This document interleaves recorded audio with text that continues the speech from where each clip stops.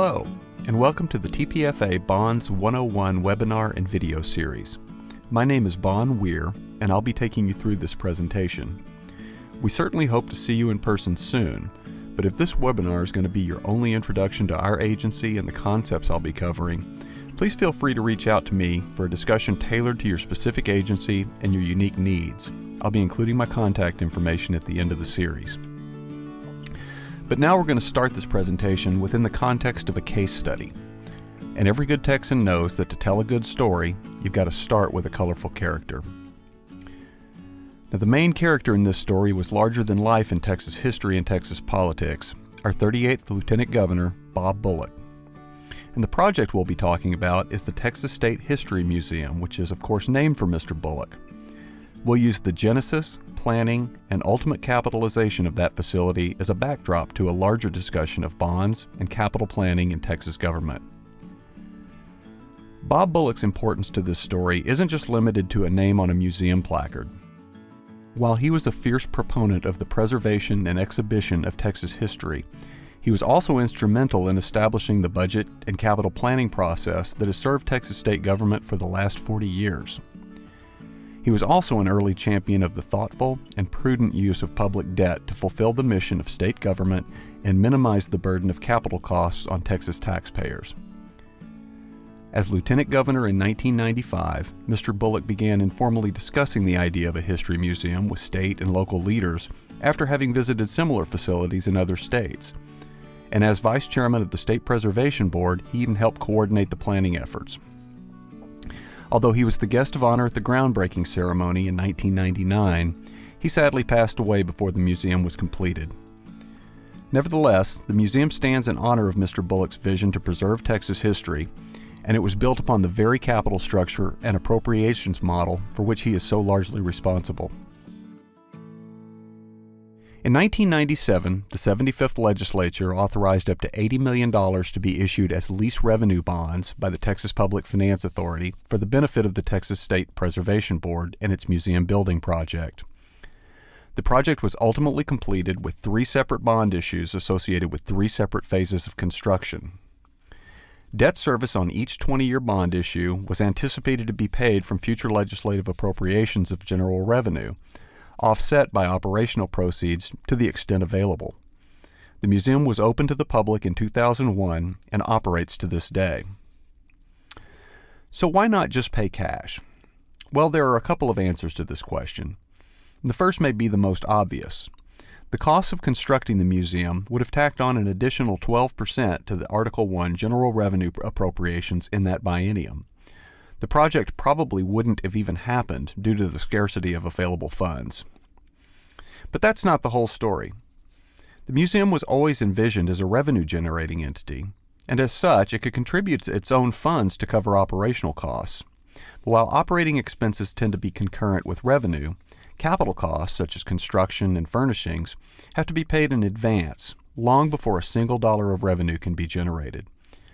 So by deferring those capital costs to future periods, the museum was afforded the opportunity, if not fully, to at least partially pay its own way, significantly reducing the burden on taxpayers then and in future years. Now, even if a project doesn't generate its own revenue, there are still advantages to spreading capital costs across multiple time periods, and they all have to do with growth. In particular, economic growth, state revenue growth, and population growth. Now, this is a snapshot of the Texas success story. This chart reflects Texas GDP going back to 1978. Currently, we generate about $1.8 trillion a year in economic activity. Now, by this measure, we're the second largest state in the U.S. Governor Abbott loves to remind folks that if we were a sovereign country, we'd be the 10th largest in the world. We might be smaller than California, but we're bigger than Canada. And most importantly, we grow. Steady, predictable growth. Now, this graph depicts state government revenues over the same time period. It looks almost identical to the GDP graph, and it should. Our state revenues are dependent upon sales tax and other fees generated by economic activity. You can see that relationship expressed as a percentage down there at the bottom. And if we compare those growth rates during the period which our revenue bonds were outstanding, with the coupon yields of the bonds themselves, you can see that statewide economic growth and state revenue growth far outstripped the rate of interest accrual on the bonds. Said another way, the pool from which debt service could be paid grew faster than the cost of the deferral. Headline, we were much better off financing than paying cash. Now, a big part of that economic growth comes from simple population growth. More people means more money earned, more money spent, and more money paid in taxes. And this all serves to grow the pool from which government activities can be funded. In fact, between the time ground was broken until the last of the History Museum revenue bonds were paid, Texas population grew by more than 10 million people. This also raises a question of fairness. If cash had been appropriated in 1997 to build the museum, it would have been the burden of around 19 million tax-paying Texans, around $3.87 each to be exact. By financing the project, each annual contribution to the project cost was spread across an ever-growing pool of contributors, so that $3.87 per person, in addition to being spread across 20 years, was reduced to $3.11 per person due to population growth alone. Furthermore, as new Texans enjoyed the benefits of the facility, they were able to contribute appropriately to its costs without unfairly overburdening the original, smaller 1997 population. So in summary, we issue government debt to align the cost of capital projects with the benefits associated with those projects, tangible or otherwise. And as long as this process is curated in such a way that the costs of the financing, like interest and administration, don't outweigh the value of the deferral, we can conserve current cash by fairly distributing project costs among the current and future beneficiaries. Now, some state agencies have internal organizations exclusively dedicated to the issuance and management of debt. A few examples that come to mind are TxDOT, Water Development Board, Department of Housing and Community Affairs. The common denominator here is that these agencies are in the market so frequently and manage debt in such large amounts that they're justified in staffing to those needs. In 1984, the legislature created another debt issuing entity, the Texas Public Building Authority, to issue bonds for state facilities construction. Over time, the Building Authority evolved as a sort of general purpose issuer to also support smaller agencies that weren't staffed to participate in public debt markets. Along with this broadening of mission, the Building Authority's name was changed to the Texas Public Finance Authority, or TPFA. Led by a governor-appointed board of directors, TPFA currently issues and manages debt for 22 client agencies, including several state universities. Often, TPFA is named as the issuer associated with a legislative authorization, but any agency or state university can issue authorized debt through TPFA if it so chooses. The agency currently operates 4 commercial paper programs and administers over $3 billion in long-term revenue-backed and general obligation securities. And thus it came to pass, back in 1997, that TPFA, on behalf of the State Preservation Board as one of its many client agencies, was authorized to issue and manage up to $80 million in revenue bonds in order to fund the construction of a new state history museum. Now, the structure of this relationship, with a couple of key exceptions, is a very typical example of how TPFA works with a client agency for facilities financing today. The structure is termed a lease revenue financing, and it's set up like this. TPFA works with the client agency to determine the timing of necessary disbursements based upon construction timelines, pre-planning needs, etc. As appropriate, the bonds are issued and the proceeds appropriated in the client agency's bill pattern. Typically, facilities debt service in the form of lease payments to TPFA is appropriated to the client agency from general revenue, both during construction and throughout the life of the bonds. From this perspective, the museum project was a bit of a hybrid, since some revenue was expected, but not so much as to fully cover costs, nor so soon as to support any construction phase costs, much less debt service. Upon construction, TPFA takes title to the facility and leases it back to the client agency. The proceeds of those lease payments are the source from which debt service is paid until the bonds ultimately mature. Once the bonds mature, title transfers to the client agency. A couple of nuances to make note of here, since we'll come back to them shortly. Just because general revenue or other state funds are appropriated for some or all lease payments does not imply that the bonds are a general obligation of the state. In a revenue bond structure, the legislature is under no legal obligation to make future appropriations for these payments. Of course, since we need facilities to perform government activities, bondholders reasonably expect that appropriations will continue, and the legislature has historically appropriated those lease payments. Also, think about the lease payments themselves. From the outside looking in, individual agencies all fall under the same semi-sovereign legal entity, the state of Texas. As such, interagency lease payments are kind of like taking money from the left pocket and putting it into the right pocket. So the revenue that bondholders are looking to for repayment is revenue derived from future appropriations by the legislature, not the actual cash transfers between the client agency and TPFA. Now, this is an important distinction because other types of revenue bonds are tied to future, measurable, and predictable cash flows that are pledged. More on that idea soon. All right, that was a little down in the weeds, but it was deliberate. It sets the tone for a discussion on how we categorize the many different types of bonds that we and other agencies issue to fund state government. So let's start with some super high-level definitions. Typically, when we use the word bond, we're referring to an obligation that will not mature until at least 5 years in the future. In our world, it's usually 20 years. Debt issued for terms shorter than 5 years is more often referred to as a note, or sometimes a medium-term note, abbreviated MTN. These aren't really very common, at least not at TPFA. More often, our short-term needs are satisfied by issuing commercial paper. A commercial paper obligation matures in 1 to 270 days, usually closer to 30. There are many advantages to a commercial paper program, and we routinely use this structure to add flexibility to project funding. And we're going to talk about both bonds and commercial paper in much greater depth before this presentation is through. Another way we might describe debt obligations is based on the source of funds we use to pay for them. The general term for this is debt service. Now, this can be a fairly nuanced discussion because the state budgeting perspective is very different than the market's perspective. When the legislature authorizes new debt and appropriates funds to pay the principal and interest on that debt, it first considers where the money will come from. As in the case of lease revenue bonds, this is more often than not a general revenue appropriation in the agency's bill pattern. The term for this type of debt is non-self-supporting. In other cases, bonds may be paid from a dedicated source of revenue. In our museum case study, there are some cash revenues that could be appropriated for debt service, but often bond issues are contemplated to be paid entirely from dedicated revenue streams with no supplemental GR appropriations. An example of this is the Texas Windstorm Insurance Association.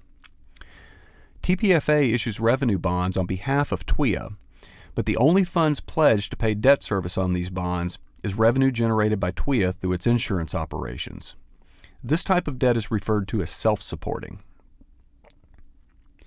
Now, from the market's perspective, state debt can be separated into two categories as well, but bondholders are more interested in what has been legally pledged to pay debt service. When we issue general obligation bonds, the state is pledging its full faith and credit as it's promised to pay those bonds.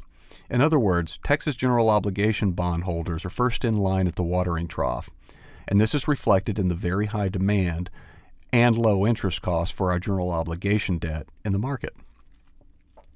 Now, from an appropriations standpoint, the legislature may direct that general obligation debt be paid from general revenue or another source. But this is only important from a budgeting standpoint.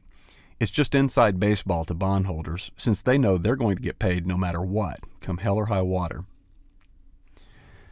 Now, if the debt, and I'm using that term very broadly, isn't binding on future legislatures, then it's not actually considered a debt in the constitutional sense. For example, the legislature may pledge future receipts from an enterprise project to repay bonds, but with no obligation to make up the difference should those revenues not materialize. In fact, those future revenues may be tied simply to the unrestricted will of a future legislature to make continued appropriations. Now, all of these latter examples make up a large category of bonds called revenue obligations. And just as with general obligation bonds, these may be considered self-supporting or non-self-supporting. In fact, as counterintuitive as it may seem, non-self-supporting revenue bonds, such as the lease revenue bonds that I described earlier, are considered almost as creditworthy as general obligation bonds based upon the state's strong economy, fiscal responsibility, and long history of legislative appropriations supporting this type of obligation. It's kind of like your credit rating would be if you paid your bills on time for 30 years. Now here's another way to look at the contrast. For general obligation bonds, investors are indifferent to the color of money used to pay them. They're secured by a constitutionally guaranteed pledge of the full faith and credit of the state as authorized by its citizens. Revenue debt, on the other hand, is a little more complex. If investors have to look to a defined source of revenue, such as the example of TPFA, then they'll be very sensitive to the nature of that revenue source. Lease revenue bonds, on the other hand, which are supported simply by continued appropriations, are much more highly rated, although not quite so high as the GO pledge, for obvious reasons. Now, another way we might look at the different kinds of debt is the way interest accrues and is paid. Most commonly, bonds are fixed-rate obligations. The interest rate doesn't change for the full life of the bond, and that rate of interest continues to accrue and is paid on outstanding principal with each period. The three series of History Museum bonds were structured as fixed-rate 20-year revenue bonds. Alternatively, bonds may accrue interest at variable rates, typically indexed to some common market indicator such as treasury rates or interbank lending rates. There are some unique structures available depending on the objectives of the financing, like variable rate demand obligations. This is a floating rate obligation, but one that includes a put option exercisable by the investors in the instrument.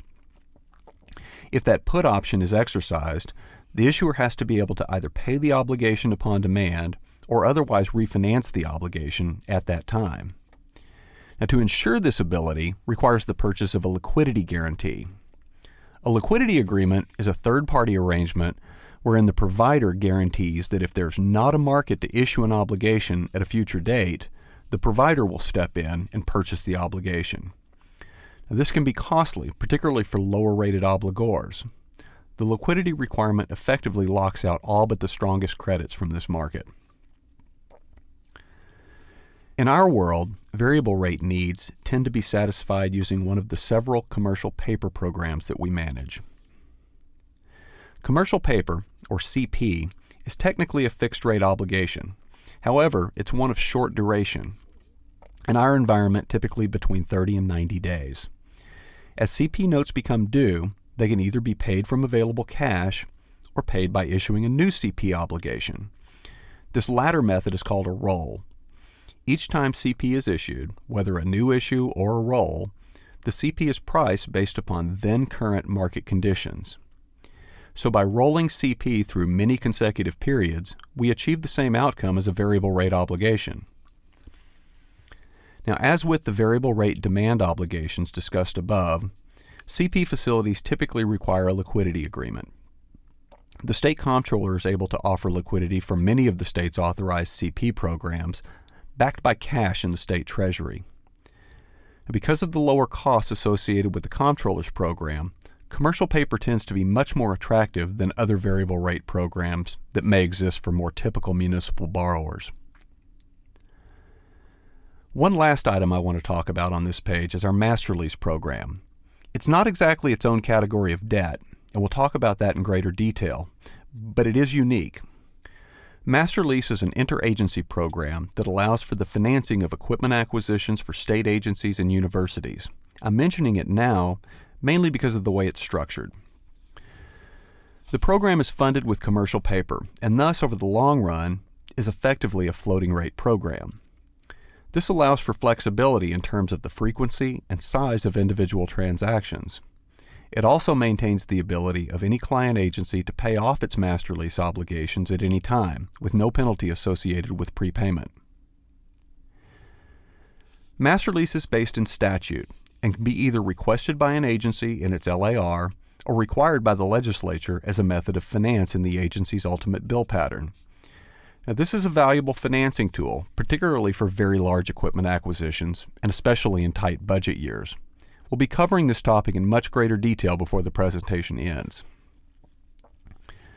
Now, before we leave this menagerie of categories, there's one more distinction I want to take a look at: the tax characteristics of public debt.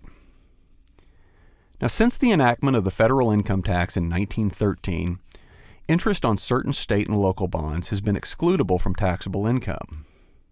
The original reason for this exclusion was based upon a concern that taxing the borrowing power of state or local governments might be unconstitutional.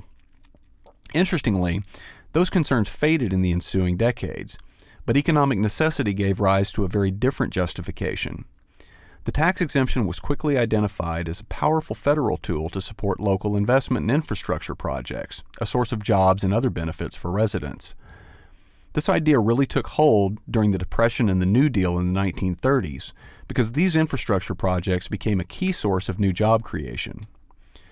The Tri-Borough Bridge Authority in New York and the Port Authority of New York and New Jersey were the first major organizations to aggressively market the tax-exempt nature of their bonds in order to attract a broader investor base.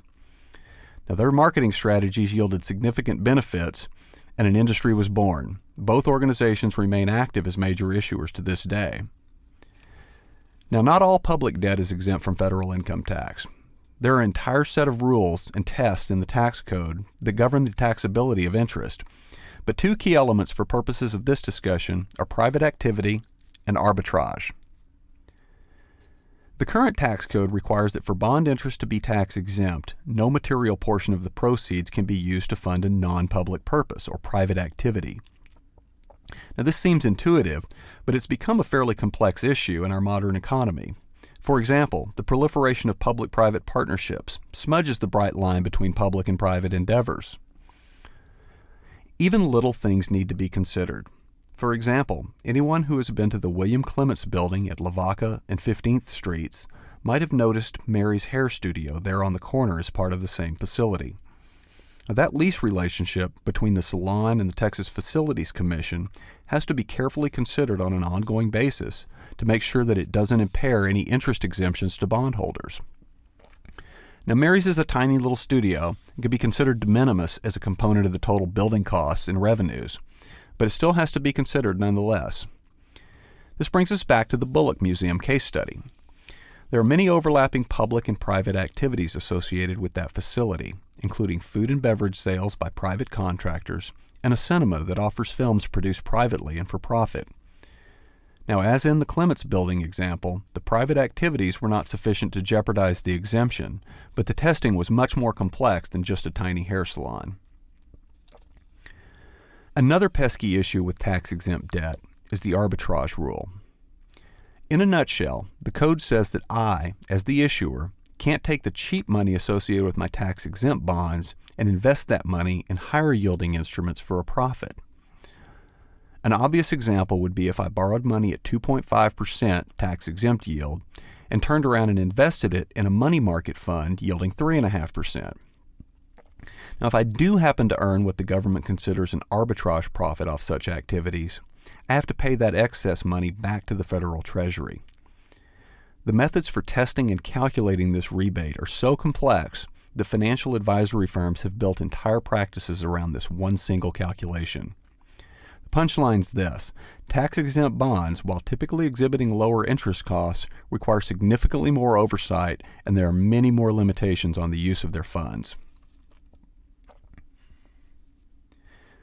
Now, since the early 1980s, long-term interest rates have continued a relentless and steady march downward to the incredibly low interest rates we experience today.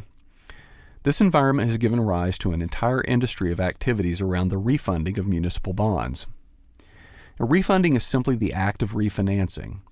Just as you might refinance your mortgage when mortgage rates go lower, so do bond issuers refund bond issues. In fact, the original revenue bonds for the History Museum were indeed refunded for significant savings around the 2004 timeframe. Then bits and pieces of those issues were refunded again in the mid-2010s. In addition to refunding for savings, we may want to change other elements of a particular bond issue as well, such as covenants, repayment schedules, or structure. Now, refunding a bond is much more complicated than refinancing a mortgage. Bondholders are purchasing a commitment to pay the principal and interest payments when due. Without getting too deep into the mathematics, simply paying the remaining principal on an outstanding bond would significantly impair a bond investor's expected return. There are three primary ways bonds can be paid off early: par call options, make-whole premiums, and advance refundings. A par call option is an agreed-upon right of the issuer, that's the state in this case, to call or purchase all outstanding bonds for their par value on or after a specific date. It would be as if instead of paying your mortgage off early, you simply purchased it from the bank. You'd still owe the money, but you would owe it to yourself, thus canceling it out. Par call options aren't a free-for-all, though, and they aren't an automatic element of a bond transaction.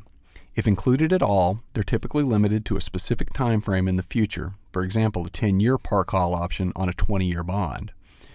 Nor is this optionality free. To include such an option, the issuer will typically pay a higher interest rate or yield on the overall issue. A make-whole provision requires the issuer to pay a premium designed to defray any economic losses incurred by the bondholder, but this premium is only paid upon early redemption. In either of these situations, though, the bonds will have been considered redeemed with all outstanding obligations satisfied. They go away. Now, the third option is an advance refunding. In this situation, the bonds to be refunded don't go away. They're simply bundled with a special escrow account populated with sufficient funds to continue paying the debt service to maturity. Since they're pre-funded, they no longer appear as an obligation of the original issuer. The costs of funding the escrow are bundled into the new bond issue. This isn't a redemption, since the unmatured bonds are still technically outstanding. The structure is called a defeasance, and while legally different from a redemption, it does return a similar financial outcome. Before we get any further into the different types of bonds that we issue, I want to spend a moment on how debt is authorized and how the appropriations process works. Now, as you can imagine, no debt can be issued without explicit authorization by the legislature or by specific authorization in the Texas Constitution, and even legislative authority is subject to constitutional limitations. Debt may be authorized in statute for a particular agency, or more often as a function of the General Appropriations Act for the biennium that the debt's authorized. The GAA will also include appropriations for both the proceeds of that new debt and the funds used for debt service, regardless of whether those funds are from general revenue or another source. Now, with TPFA client agencies, the appropriations look a little different for GO bonds than for revenue bonds. Debt service appropriations for GO bonds are made directly to TPFA. For lease revenue bonds, the appropriation for lease payments is made directly to the client agency. Master lease users follow a similar pattern in which lease payments are appropriated directly to the agency for remittance to TPFA. In all cases, proceeds of the bonds are appropriated in the client agency's bill pattern as applicable for the project in question. Now, I've been throwing around a few vocabulary words as we've been talking. Some of them you might not have heard before. I've tried to define terms as I've used them, at least the ones that didn't seem self-explanatory, but I'd like to do a quick recap of our glossary so far. It'll help as we get further involved in the different types of debt. I've used the word coupon as both a noun and an adjective. Coupon as a noun goes back to the days of coupon bonds that literally had dated coupons that could be detached from a perforated sheet. You as the bondholder would clip the appropriate coupon, take it to the bank, and the bank would give you the cash for the face value of that bond payment. And we still use it to describe the value of a payment that is due on a given date. As an adjective, we use it to describe a yield calculation. For example, if the stated interest on a bond is 5%, we'd call that the coupon yield. The market yield of the bond may change based upon fluctuations in its value, but its coupon yield will always be 5%.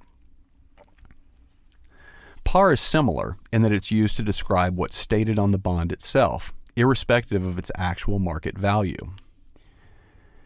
Discount and premium describe the difference between the par value of a bond and its market value to an investor.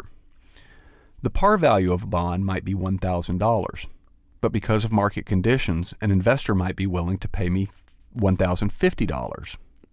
That bond can be said to have traded at a premium. Conversely, if it's traded at less than par, it's considered to be traded at a discount. I've used the term debt service quite a bit, and I'll continue to do so. It simply means bond principal and interest payments that are due. For example, annual debt service means the total payments to be made in a given year. And finally, I've used the word pledge a few times. Pledge really refers to the concept of collateral. For example, you typically pledge your house as collateral when you take out a mortgage. You don't make your payments, your lender takes your house. In public finance, we don't typically pledge physical assets to secure a bond, although sometimes we do. More often, we use the word to define what sources of future revenue may be used to pay a particular bond. For revenue bonds, that pledge might be limited to a very narrowly defined source of income, customer payments to a water utility, for example. Or it might be a general pledge of future appropriations is available. Now, this at least gives us the vocabulary to do a deeper dive into the different types of debt that we issue at TPFA on behalf of client agencies. Now, let's kick it off with the big guns, general obligation debt. The current Texas Constitution was drafted in 1876, and including the Mexican Constitution, that makes it the 7th Constitution to govern the state. To understand how our Constitution deals with the concept of state indebtedness, we need to first understand the political and economic environment in which it was conceived and drafted. Now, following the end of the Civil War, a massive expansion occurred due to renewed industrialization, the rapid growth of the railroads, and rampant speculation on Wall Street. Then in 1873, it all came crashing down in what for the next 60 years would actually be called the Great Depression. Historians now call this the Long Depression, ever since the 1930s depression inherited the name. But in many ways, the 1870s depression remains the worst in U.S. history. 18,000 businesses, 89 railroads, hundreds of banks, and 10 entire states went bankrupt. It was in the midst of this massive upheaval that our current state constitution was drafted, so it shouldn't come as a surprise that it approaches public indebtedness just a little conservatively. Now, built into that Constitution was an absolute limitation on the amount of state debt that could be outstanding. No ifs, ands, or buts. If the legislature ever wanted to borrow more money, it literally had to amend the entire Constitution, which of course required a 2/3 vote in each house and a public referendum. Then and only then could a future legislature authorize the issuance of bonds and thus appropriate their proceeds for the intended purpose or project. And this is the kind of debt we're talking about when we use the term general obligation debt.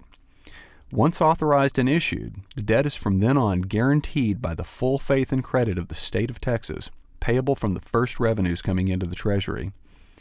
Now, this pledge is extremely valuable and results in an extremely high demand for the bonds and correspondingly low interest costs. General obligation debt, or GO debt, is typically used to finance general government functions like housing and land programs, parks. In some cases, GO bonds fund grants for research or economic development. Several state-level economic development programs use GO debt to fund low-cost loans to public or private institutions for any number of reasons. Typically, these programs are non-self-supporting, but many are partially or even fully self-supporting. Irrespective, each is funded with very low-cost proceeds from bonds approved by the voters in a referendum to amend the Texas Constitution. Here are a few GO debt programs that we manage for our client agencies. Of over $11 billion in general obligation debt authorized, a little over $7 billion in bonds were issued and remain to some extent outstanding. As of February 2020, the aggregate balances of all general obligation bonds managed by TPFA was around $2.15 billion, not including around $300 million in commercial paper balances as of the same date. A couple of items I want to point out before we leave this page. The $21 million in outstanding self-supporting debt consists overwhelmingly of loans made by the Texas Military Preparedness Commission to communities impacted by base realignments and closures. Now, this is an excellent example of general obligation debt that is self-supporting. Theoretically, these loans could have been funded with revenue obligations, but by issuing GO bonds, the loans were able to be made at rates far below market for the individual communities in the program.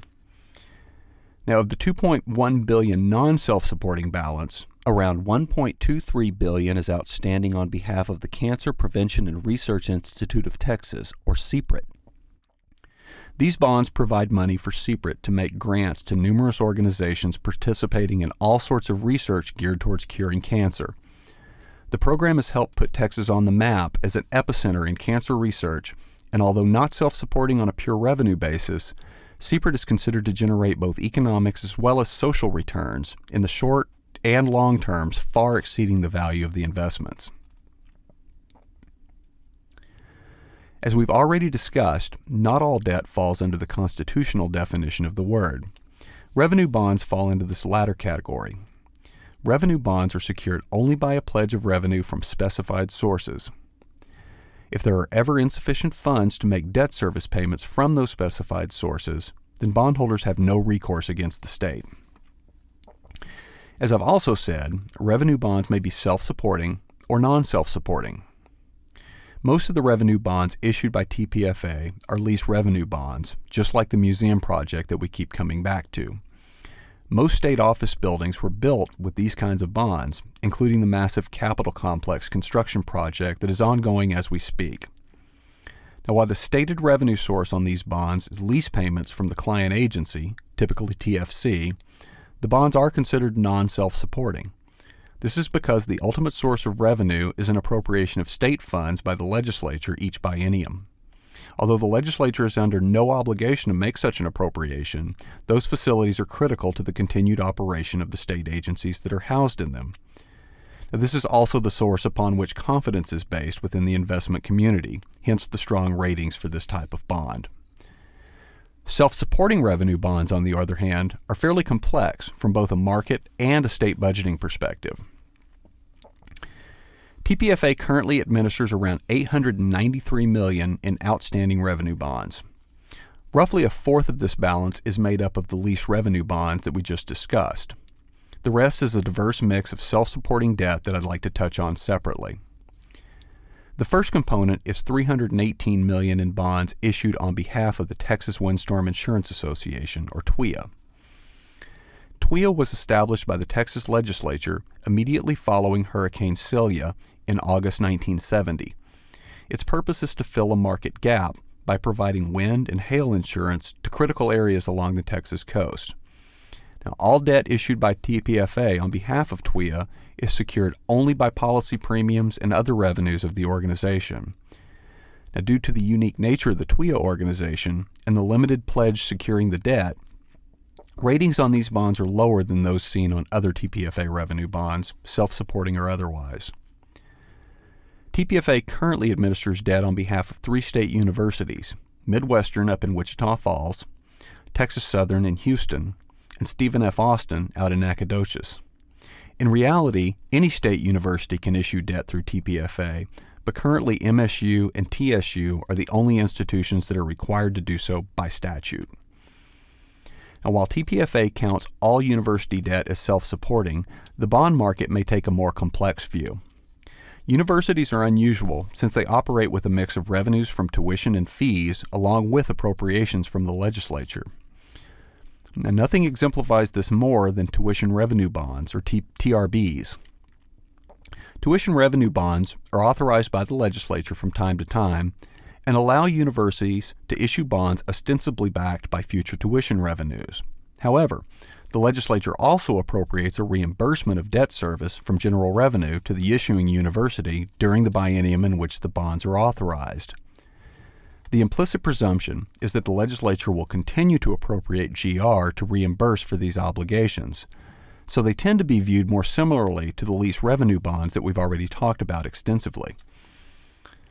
Now, currently, TWIA and university bonds are the only self-supporting revenue bonds administered by TPFA. Revenue bonds can be very complex, and every client agency will have its own set of needs along with its own unique bill pattern. For more granular details surrounding any bond issue that may be considered by your agency or university, please feel free to reach out to us directly. So for better or for worse, I've deliberately left mention of commercial paper out of both our general obligation as well as our revenue bond discussions. CP is in itself just a very short duration obligation that can be either a general obligation or backed by a revenue pledge. It can be self-supporting or non-self-supporting, but the way we engage the market is substantially different, and the short duration makes CP unique in its ability to add flexibility to project financing. As I've also mentioned, it can function as a longer-term floating rate program as well. There are significant upfront costs each time we do a new bond issue. Although a new CP program can be costly to set up initially, ongoing costs are quite low, especially for programs that qualify for liquidity from the state comptroller. When a new construction project is authorized, for example, there's always a degree of uncertainty regarding initial costs and the schedules associated with those disbursements. If we were to do a fixed-rate bond issue for the entire amount of the authorization, it might take years to complete all the disbursements to contractors and other payees. As I've already mentioned, this can be a significant issue if the bonds are tax-exempt, but more importantly, we'd be paying unnecessary interest costs on the undisbursed proceeds regardless of the structure. By the same token, we don't want to break the project up into too many fixed-rate issues either. Issuance expenses for each transaction would make this strategy cost prohibitive. Enter commercial paper to save the day. By maintaining a variety of commercial paper facilities, TPFA can fund incremental project costs as they're incurred and over virtually any time horizon. Then, once a project is completed or once critical CP exposure is reached, we can then refund those CP balances with a fixed-rate bond issue appropriate to the original authorization. In this way, we minimize issuance costs by maximizing the size and minimizing the frequency of our fixed-rate transactions. Another reason we might use commercial paper is to maintain a floating rate program over a longer term. By simply rolling balances from one period to the next, a CP program can deliver results similar to some of our other floating rate bonds we talked about earlier. I'll be talking about our master lease program here in a few minutes. For many years, we've run that program entirely on commercial paper without fixing out the balances. We'll talk about some of the reasons we might do that when we get to that section, and we'll also use that model to illustrate the mechanics of a commercial paper facility in action. TPFA currently administers 4 CP facilities. 2 are general obligation, and the other 2 are backed by revenue pledges.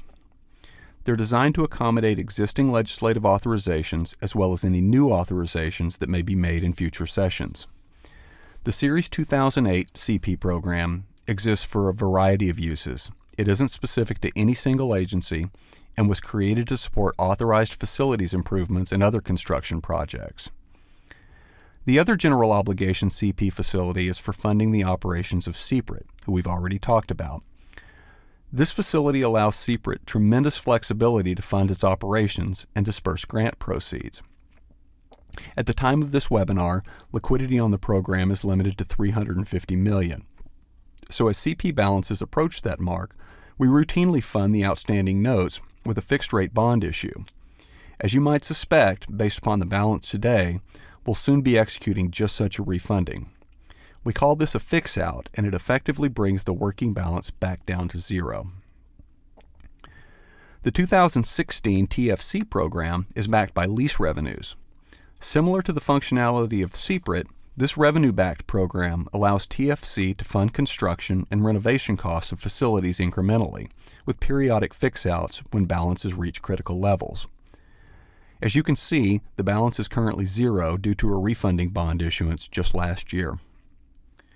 And finally, we come to the 4th program, and an excellent segue into the final chapter of our webinar. The 2019 series is another general-purpose program, but one limited to a pledge of revenues, not general obligation, such as the 2008 facility. It replaces an older facility that was exclusively used for funding costs associated with our master lease program. Now, master lease will largely remain the purpose of the 2019 program as well, but the new facility is much more robust in its ability to fund new revenue projects the legislature may authorize from time to time. And at last we come to the final chapter of the presentation, TPFA's Master Lease Purchase Program. The Master Lease Purchase Program is a TPFA equipment financing program. Through it, agencies have access to multi-year financing for capital equipment items for durations up to the useful life of the equipment being financed. It's the only program of its kind in the state, and it's fully integrated as a method of finance element in the state budgeting process. The legislature authorized the Master Lease program in 1989, and it finally went live in 92. As I hinted at just moments ago, Master Lease is funded using a dedicated commercial paper program, and it's available to any state agency or university. It can be used to fund the costs of any equipment-based acquisition, including IT equipment, automobiles, and office furnishings. State agencies have used the program extensively to capitalize energy retrofit programs, and it's ideal for any project that's justified by future revenues or future cost savings. Depreciating equipment assets need periodic and routine replacement.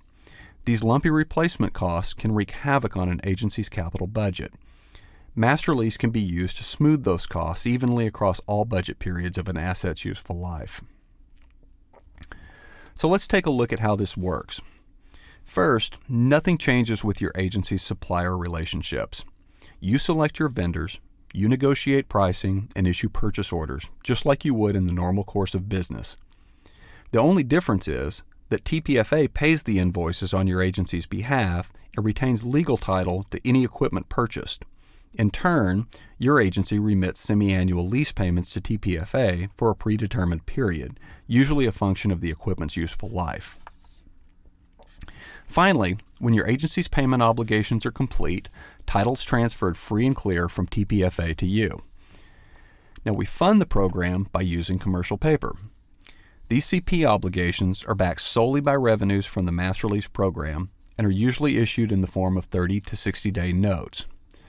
Thus, over the long run, Master Lease is effectively a floating rate program. This allows for tremendous flexibility in terms of the frequency and the size of individual transactions. But to budget for debt service in an agency's bill pattern requires a fixed amount to be paid for interest costs. So each transaction carries with it a budgetary rate that's used to calculate debt service in the agency's LAR. Now, for obvious reasons, this rate will need to be conservatively estimated. With each semi-annual payment invoiced, TPFA calculates the difference between the budgeted rate and the proportion of actual interest costs incurred associated with the client agency's outstanding transactions. TPFA's current practice is to rebate that difference back to the client agency at the end of the next semi-annual pay period. So when new equipment invoices need to be paid, we simply issue more CP and our outstanding balance goes up. And when lease payments are received, we pay down those balances. In a typical period, there are neither invoices to be paid nor payments received. In this situation, we simply issue the amount necessary to pay the outstanding balances becoming due. As I've mentioned a couple of times now, we call this a roll.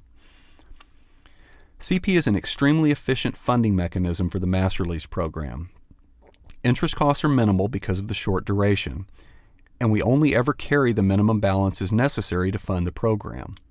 Unlike a traditional bond, we never have unused debt proceeds accruing interest. The CP markets are highly liquid and very stable, particularly compared to longer duration instruments. The state's excellent credit quality, coupled with healthy competition among investors, further reduces interest costs. CP rates are also very closely correlated with Federal Reserve short-term rates.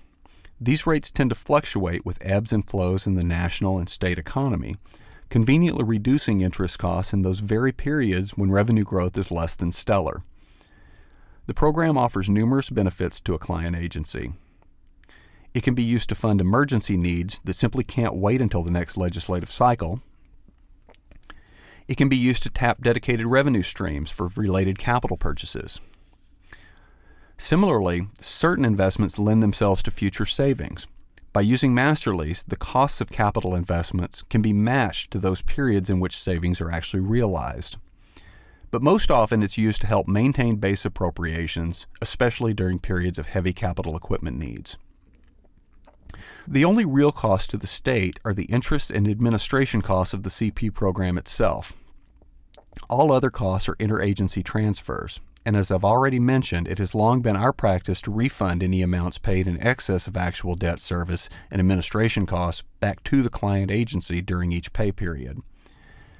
Now, we'll be happy to provide a much more detailed presentation to your agency regarding Master Lease or any of the many other bond programs we administer. And in that same vein, we recognize that every agency has slightly different needs, different staffing, and a different bill pattern. For any agency either contemplating the need for debt financing or who may have received an authorization to issue bonds or enter into a master lease relationship, we're happy to provide a tailored presentation specific to your needs and situation. We're a small agency, and a single call gets you quickly routed to just the right person to respond to your needs. Thank you for your valuable time that you've devoted to learning about our programs here at TPFA and the general capital planning process within Texas state government. You may certainly direct any questions you have to me, Bon Weir, at the number and email address that appears on the screen. Of course, you can always call our main line as well and be quickly routed to the right knowledge center based on your specific needs.